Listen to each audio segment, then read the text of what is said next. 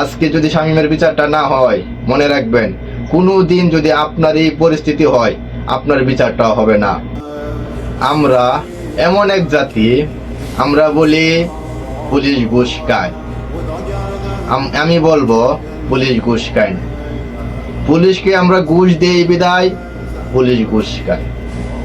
আপনি একটি মামলা করবেন, মামলা করার পর পুলিশের হাতে 500-1000 টাকা ধরিয়ে দেবেন, ধরিয়ে দিয়ে বলবেন দ্রুত যেন মামলাটা এফআইআর হয়ে যায়।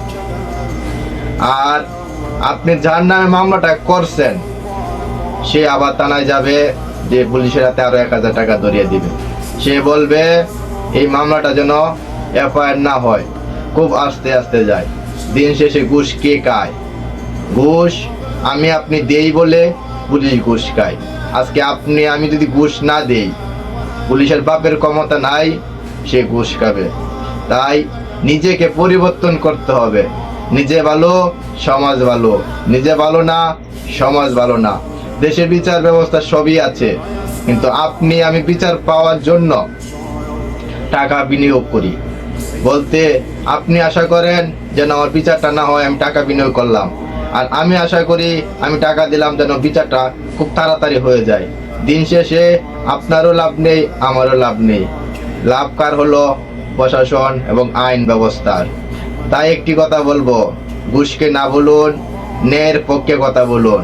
আর যদি পারেন শামীম ভাইয়ের খুনিদের বিচারের ব্যবস্থাটা করে দেবেন।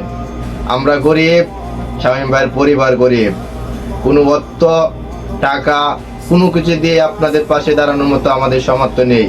বড় বড় আইনজীবী এবং নেতাকর্মী যারা আছেন তাদের উদ্দেশ্যে করে একটি কথা বলি, আপনারা শামীম ভাই জানাজায় এসে বলেছিলেন আমরা খুব দ্রুতই এই শামীমের খুনিদেরকে বিচারের ব্যবস্থা করব এবং তাদেরকে সর্বোচ্চ শাস্তি দেওয়ার চেষ্টা চালিয়ে যাব।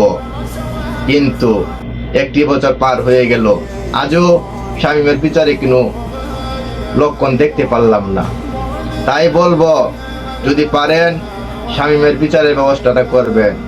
আরেকটি কথা, আজকে যদি শামীমের বিচারটা না হয়, মনে রাখবেন কোনো দিন যদি আপনার এই পরিস্থিতি হয়, আপনার বিচারটা হবে না। ধন্যবাদ সবাইকে।